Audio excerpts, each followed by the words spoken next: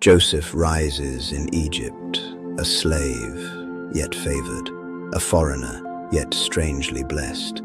He is placed over the house of Potiphar, a trusted official of Pharaoh, and suddenly everything prospers because of him. But where God plants favor, temptation often waits in the shadows. Potiphar's wife watches Joseph, not once, not twice, but every day, drawn by his integrity, yet determined to destroy it. She commands with seductive authority, "Lie with me."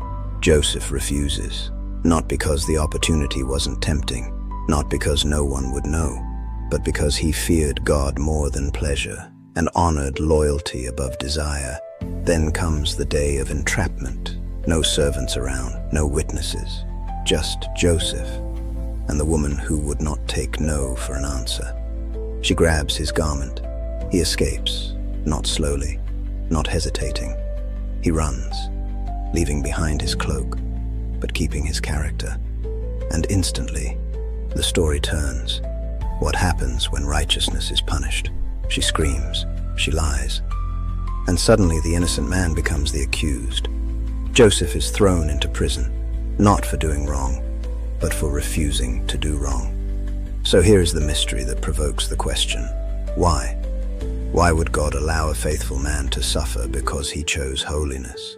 Why would God let truth be buried beneath lies? Why would obedience lead Joseph, not to reward, but to chains? Because sometimes God allows injustice to position destiny. Sometimes accusation opens a prison, and sometimes a prison opens a throne. Joseph's fall was not his end, it was his elevator to greatness. The world thought it buried him, but heaven knew it was planting him. Because when God writes your story, even false accusations become divine stepping stones. Joseph lost his garment, but he kept his purpose. He lost his freedom, but he held his faith. And soon, the God who seemed silent will speak through destiny.